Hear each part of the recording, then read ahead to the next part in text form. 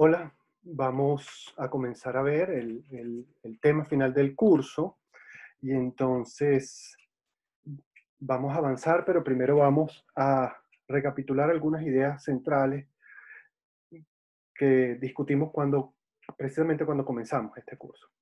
¿Se recuerdan que en algún momento presentamos esta lámina, verdad?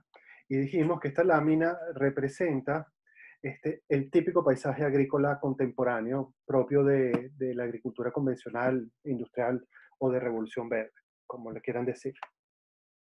Es un paisaje que se caracteriza por ser homogéneo, por tener una biodiversidad sumamente disminuida y además porque es un paisaje que está descontextualizado, porque nosotros no podemos identificar en dónde fue tomada esta fotografía. Es decir, esta fotografía ha podido ser tomada en Colombia, en España o en China. Es decir, es un paisaje agrícola que no responde a las características ecológicas del lugar en el cual se encuentra. Ahora, hacer agricultura de esta manera trae consigo una serie de consecuencias. Por ejemplo, este tipo de agricultura típicamente mantiene al sistema en las etapas tempranas de la sucesión. Y eso involucra, entre otras cosas, que las especies que intentan entrar al sistema tengan, en términos generales, características como ciclos cortos, altas tasas de reproducción, que son características de las especies este, que nosotros luego llamamos plagas, enfermedades o malezas. Es decir, estas especies con estas características se encuentran en estos sistemas por un manejo particular que hacemos de ellos. Profundicemos un segundo. También en algún momento les comenté que ese tipo de sistemas funcionan bajo una lógica lineal. Son concebidos como sistemas de producción en serie, fordistas, e inclusive sistemas de Taylor. Es decir, ¿por qué lineal? Bueno, porque lo que se espera es que la energía que está en el sol pase a las plantas y que, y que la energía que está en las plantas pase a, por ejemplo, si el sistema tiene por fin criar animales, a los animales y finalmente al ser humano, y esto de la forma más eficiente posible. De esta manera, cualquier biodiversidad extra que intenta entrar en estos sistemas es concebido como una merma en la eficiencia y es eliminada. El problema con el que se encuentra esta lógica es que los sistemas ecológicos en realidad son sistemas complejos, es decir, son sistemas que están compuestos por múltiples elementos que interactúan de múltiples formas. Por ejemplo, pensemos en este áfido. Este áfido tiene una interacción trófica, es decir, este áfido se alimenta de esta planta, ¿verdad? Pero a su vez, este áfido es alimento de otros organismos que están aquí. De esta manera, vemos que en el sistema este áfido no experimenta un crecimiento descontrolado, exponencial, porque hay otros elementos dentro del sistema que regulan su población. Es decir, el sistema tiene mecanismos internos de regulación de las densidades poblacionales. Ahora, ¿qué pasa si este áfido pasa a este otro sistema sobresimplificado ecológicamente? En este sistema no existen mecanismos internos de regulación poblacional, por lo tanto, la población de áfidos se encuentra con un recurso superabundante que permite que experimente un crecimiento exponencial generándose de esta manera una situación de plaga. Aquí, como no hay mecanismos internos de regulación, bueno, la forma de controlar la situación es utilizando un agroveneno con todos los problemas ambientales y de salud pública que esto tiene asociado. Bueno, entonces, ¿cómo evitar esto? Bueno, nosotros hemos planteado ya en varias oportunidades que si bien hay organismos que se alimentan de las plantas, como insectos fitófagos, bueno, existen otros organismos que se alimentan de estos organismos fitófagos y que nosotros lo podemos utilizar para regular sus densidades poblacionales, es decir, utilizar lo que nosotros hemos llamado aquí interacciones de víctima-explotador, también conocidas como contramensalismo. Bueno, Y entonces uno podría decir, bueno, ¿y cuál es el problema de utilizar estas estrategias ecológicas de regulación de las densidades poblacionales con el uso de agrovenenos? Bueno, veamos, fíjense, esto es tomado, esta lámina es tomada de un artículo clásico sumamente importante de Richard Levins y John Vandermeer, donde introducen una forma diferente de comprender los agroecosistemas. Entonces, fíjense ustedes, vamos a suponer un sistema que está compuesto de una planta, que es un cultivo,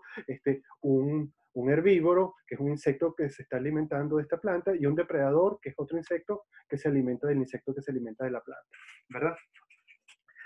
Estos vínculos que terminan en una pelota significan que hay un efecto negativo de aquí para acá, mientras los que terminan en una flecha quiere decir que hay un efecto positivo de aquí para acá. Es decir, el herbívoro tiene un efecto negativo sobre la planta, pero la planta tiene un efecto positivo sobre el herbívoro. Chévere. Ok. ¿Qué pasa en este sistema si nosotros incorporamos al sistema un agroveneno? Supongamos un insecticida. Bueno, el insecticida tiene un efecto negativo sobre el herbívoro y por eso se aplica, ¿verdad? Pero también tiene un efecto negativo sobre el depredador de este herbívoro, porque es un insecto también. Sin embargo, sobre este último tiene un doble efecto negativo. Tiene el efecto negativo directo, pero también tiene un efecto negativo indirecto porque hace que disminuya las densidades de sus presas. Esto, a la larga, puede terminar haciendo que el depredador desaparezca del sistema. La primera persona que planteó esto fue Vito Volterra y por esto esta posibilidad real se conoce como el principio Volterra. Esto se los presento aquí para mostrarles que estas dos estrategias de manejo de los agroecosistemas son incompatibles. Entonces, ¿qué nos queda? Bueno, nos queda explorar el uso de las interacciones ecológicas. Hemos visto con mucho detalle en el curso, bueno, las interacciones de víctima-explotador, veamos otras. Por ejemplo, la competencia. Ustedes saben, y esto es a veces algo que no se toma en cuenta, que solamente existe competencia cuando nos enfrentamos cuando estamos en presencia de un recurso que se encuentra en cantidades limitadas.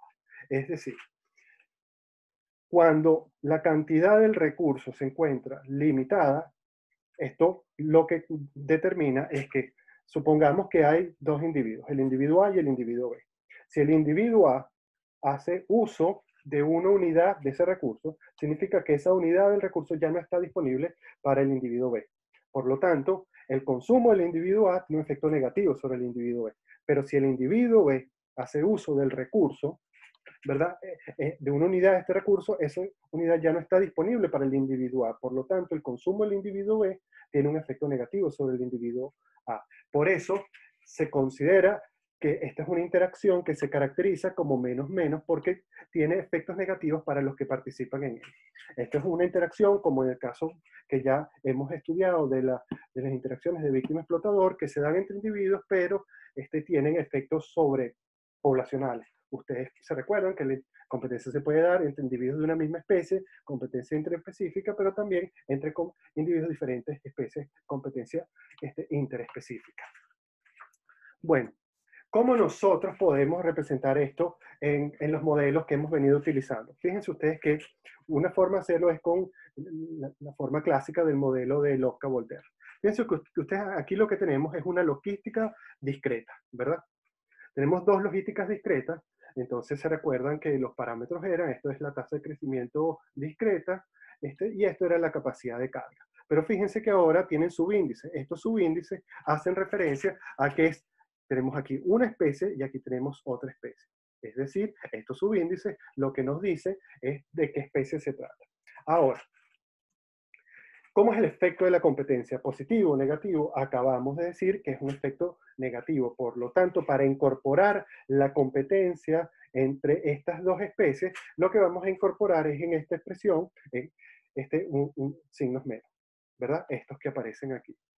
Luego, preguntémonos, ¿por qué compiten? Bueno, ya sabemos que cuando estamos abordando con esta forma de abordar el modelaje, los recursos compiten por algún recurso, los recursos se encuentran representados por las capacidades de carga. Entonces, representémoslo aquí. ¿verdad? Cómo percibe su ambiente esta especie y cómo percibe su ambiente esta otra especie.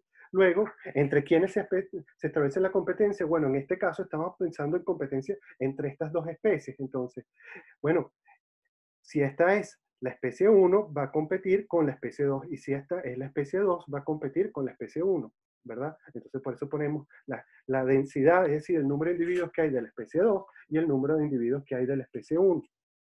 Y en cómo representar las diferencias entre esas especies, ¿verdad? Porque, bueno, por ejemplo, podemos estar considerando un caso en que son dos especies que tienen tamaños diferentes. Entonces, ¿cómo considerar, bueno, esa diferencia? ¿Verdad? Es decir, por ejemplo, el consumo que hace del recurso una especie puede ser diferente al consumo que hace el recurso de otra especie simplemente por sus diferencias en tamaño. Bueno, para englobar todo esto, vamos a utilizar los coeficientes de competencia, que es estos alfas que está aquí. Y este alfa lo que me dice es el efecto que tiene la especie 2 sobre la especie 1, y este lo que me dice es el efecto que tiene la especie 1 sobre la especie 2. Pero en términos generales, estos alfas son coeficientes de interacción, como vamos a ver un poco más adelante. Bueno, estas son dos ecuaciones que están acopladas porque lo que pasa con la densidad de la especie 1 está relacionado con lo que pasa con la densidad de la especie 2, y lo que pasa con la densidad de la especie 2 está relacionado a lo que pasa con la densidad de la especie 1. Además, esto nos permite ver que en la logística que nosotros hemos trabajado, aquí ciertamente existe un coeficiente de competencia intraespecífica que no hemos considerado. Y es porque estamos suponiendo que la competencia es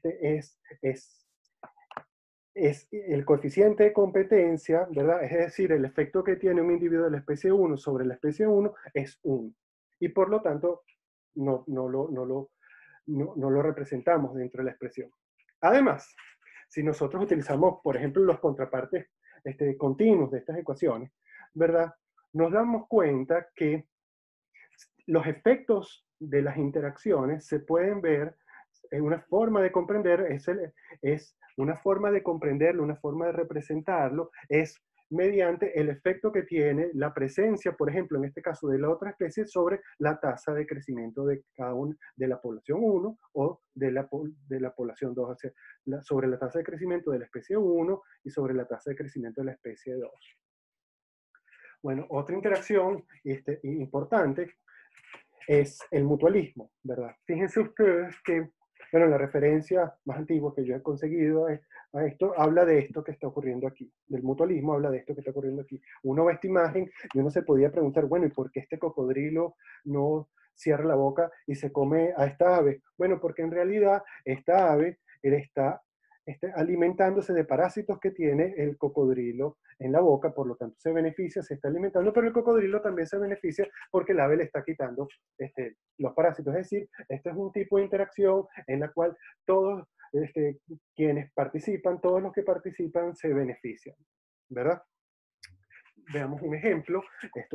Estos son dos plantas del semiárido de España, ¿verdad? Y entonces vamos a ver qué es lo que pasa cuando retama está en presencia de marrubium, y cuando no está en presencia de marrubium en términos de masa foliar. Vemos que cuando está en presencia de la otra especie se beneficia. Y lo mismo pasa con marrubium cuando está en presencia de retamo. Y esto ocurre para otras características, es decir, es una interacción en la cual los que participan se benefician de la presencia del otro, de esta interacción.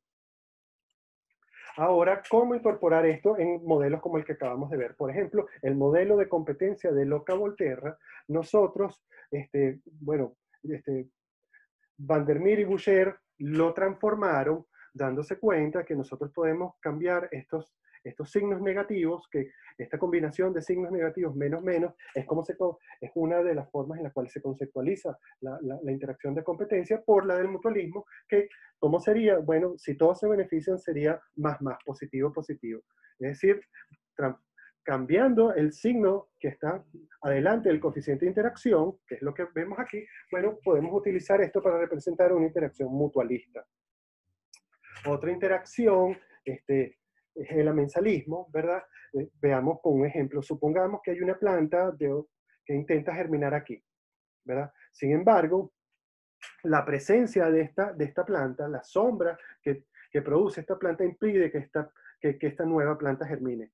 Por lo tanto, la presencia de esta planta tiene un efecto negativo sobre la que está intentando germinar, pero difícilmente nosotros podríamos pensar que esta planta que está intentando germinar tenga algún efecto sobre esta otra. Es decir, esto es un tipo de interacción donde hay uno de los que participa que se perjudica, mientras que el otro no se ve afectado. Similar a esto es el caso del comensalismo, donde hay, por ejemplo, para una planta epífita o para una rémora con un tiburón, bueno, donde vemos que hay uno que se beneficia, ¿verdad? Por ejemplo, la epífita se beneficia de la presencia del árbol, pero para el árbol es indiferente la presencia de la epífita.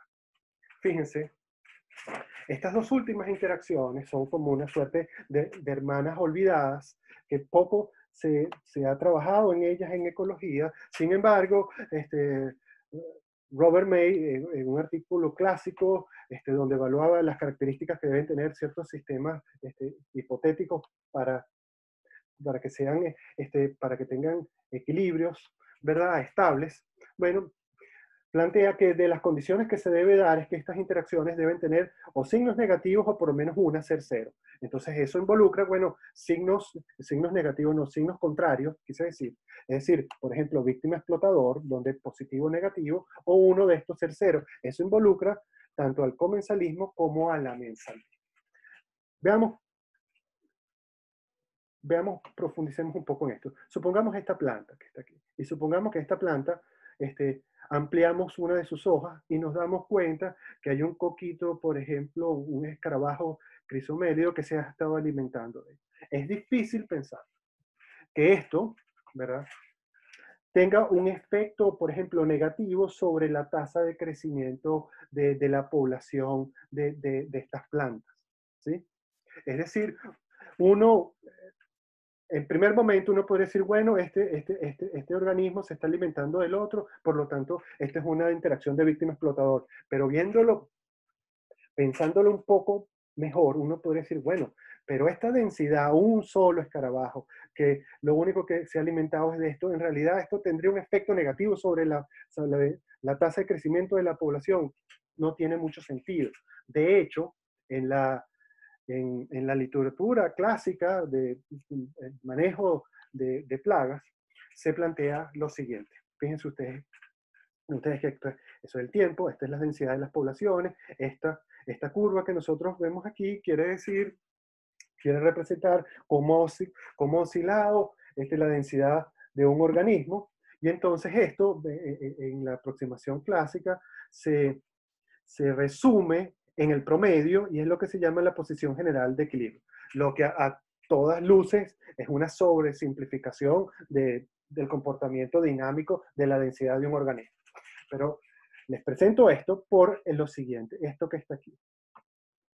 Esto que es el umbral económico de infestación. Bueno, el umbral económico de infestación, ¿verdad?, que lo voy a representar así con esta línea amarilla, es como nosotros podríamos utilizar como imagen metafórica esa línea amarilla que aparece en los metros, que lo que nos dice es que, bueno, mientras nosotros estemos detrás de esa línea, no corremos ningún peligro.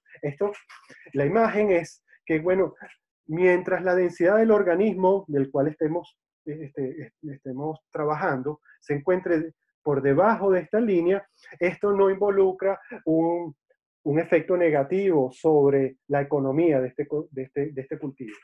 Y por encima de esta línea vemos esto que es lo que se conoce como el nivel económico de infestación. Esto lo que nos dice es que si alcanzamos este nivel poblacional, si ese organismo alcanza ese nivel poblacional, bueno, tiene un efecto negativo sobre el comportamiento económico del cultivo. Pero más allá de la sobresimplificación del fenómeno que esto involucra, lo que está implícito aquí es que hay densidades poblacionales, ¿verdad?, de organismos fitófagos que pueden estar en el agroecosistema y que esto no signifique y que esto no se traduzca en un problema económico. Es decir, en pérdidas económicas porque las cosechas disminuyen, ¿no? Bueno, este es un tema que voy a retomar, pero primero vamos a resumir todo lo que hemos visto hasta aquí, ¿verdad? Y en un esquema de signos que lo propuso Odum en los años 50, entonces, donde se plantea que las relaciones víctima-explotador se pueden caracterizar como más menos, es decir, hay un organismo que se beneficia y hay uno que se perjudica, la competencia menos menos, el comensalismo más cero, cero es el que ni le va ni le viene, no tiene efecto la presencia del otro organismo, el mutualismo más más y el amensalismo cero menos, ¿verdad? Sin embargo, Bronstein ha planteado que esta forma de conceptualizar las interacciones puede esconder o nos puede hacer creer de alguna manera que estas interacciones son constantes en el tiempo, lo que no necesariamente es así. Vean, un ejemplo clásico de mutualismo es la interacción que se da entre hormigas y áfidos, por ejemplo, donde las hormigas protegen a los áfidos, por lo tanto se benefician, y los áfidos se benefician y las hormigas se alimentan de sustancias azucaradas que producen los áfidos y por lo tanto de esta manera se benefician las hormigas. Es decir, es un mutualismo que se caracteriza como en el esquema de Odum, como una interacción más. Pero ¿qué pasa si en este sistema las hormigas consiguen una fuente alternativa de azúcar, como por ejemplo un nectario? Bueno, se ha encontrado que lo que ocurre es que las hormigas pueden empezar a depredar a los áfidos y los utiliza como una fuente de proteínas, por ejemplo. Es decir, una interacción más pasa a ser una interacción de víctima explotador más menos. ¿Sí? Bueno, veamos otro ejemplo de lo mismo. Miren, esto es un ejemplo que ya en alguna vez discutimos. Bueno, tiene que ver con el hecho que, bueno, sabemos que una planta de papa, en cada planta de papa en realidad produce un número variable de tubérculos y entonces en este caso trata sobre un insecto que se conoce como la polilla guatemalteca, que este es el adulto y las larvas de este insecto se alimentan de las plantas de papa. Bueno, una cosa que se ha encontrado es que cuando se consigue una planta de papas que tiene una o varias de sus papas con las larvas de la polilla guatemalteca o tiene un mayor número de otras papas o cada una de las otras papas es más grande. Es decir, hay un fenómeno de sobrecompensación. Bueno, entonces se realizó un experimento, ¿verdad?, en la cual bajo condiciones controladas, diferentes papas se permitió que tuvieran diferentes porcentajes de papas dañadas, ¿verdad?, que es lo que aparece en este eje. Y en este eje es la cosecha de las otras papas que no tienen polillas guatemaltecas. Y el daño aquí hace referencia a la presencia de polilla guatemalteca. Entonces, lo que vemos es que cuando hay 0% de papas con las larvas de la polilla guatemalteca, se obtiene una cosecha de este tamaño. Cuando hay de 50 a 100%, ¿verdad?, se obtienen cosechas iguales a estas. Estas letras hacen referencia a los resultados de unas pruebas de medios para comparar el comportamiento de estos diferentes tratamientos. Y los tratamientos tienen que ver con el porcentaje de papas dañadas en cada planta. Bueno, es muy interesante apreciar lo que ocurre, por ejemplo, cuando hay de 21 a 30% de papas dañadas. Vemos que la cosecha es indistinguible en términos estadísticos de cuando hay el porcentaje es 0 papas dañadas, o sea, no hay densidad poblacional de polillas. Y también es igual a cuando hay de 31 a 50, es decir, de 21 a 50% de papas con presencia de papas dañadas, involucra cosechas iguales al 0% de papas dañadas, es decir, sin polilla. Pero lo realmente más interesante es lo que ocurre cuando tenemos de 1 a 10 o inclusive de 1 a 20. Ven ustedes que aquí tenemos una letra diferente. Esto lo que nos quiere decir es que estos resultados son diferentes.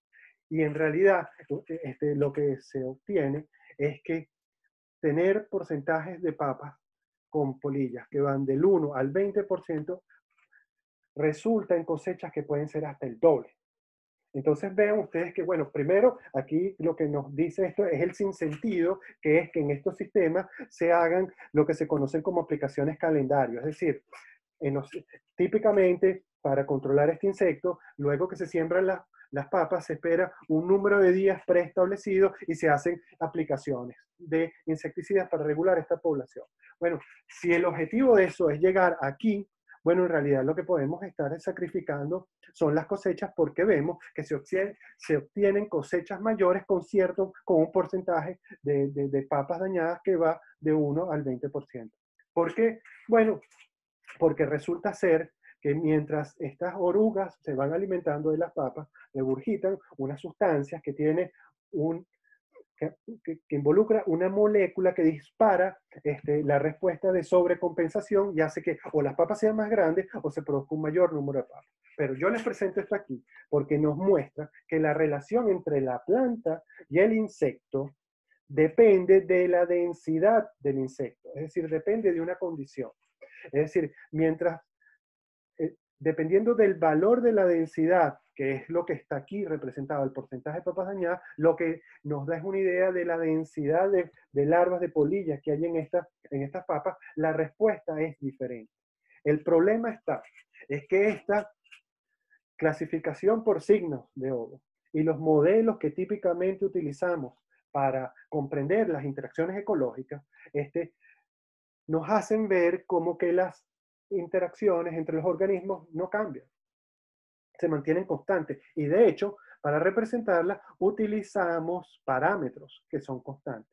Bueno, una opción para dar cuenta de la posibilidad de que las interacciones entre los individuos cambien es utilizar, en vez de parámetros, una función que tenga que ver, por ejemplo, como ocurre en el caso de las papas que acabamos de ver, que depende de la densidad del otro organismo. Es decir, fíjense, por ejemplo, esta función cuadrática que está aquí, produce este mapa, esta curva que está aquí, entonces nosotros lo que vemos es que aquí está el valor de la función, y ese valor de la función es el valor de la interacción, va a depender de la densidad del otro organismo, por ejemplo, de la densidad de las polillas. Entonces vemos que para densidades bajas de la polilla, la intensidad, el efecto, tiene un efecto por encima de cero, un efecto positivo, se va incrementando, llega a un máximo, empieza a disminuir, pasa por cero y finalmente se hace negativo. De esta manera, la interacción pasa por todas las posibilidades posibles para ella. Positivo, cero, negativo.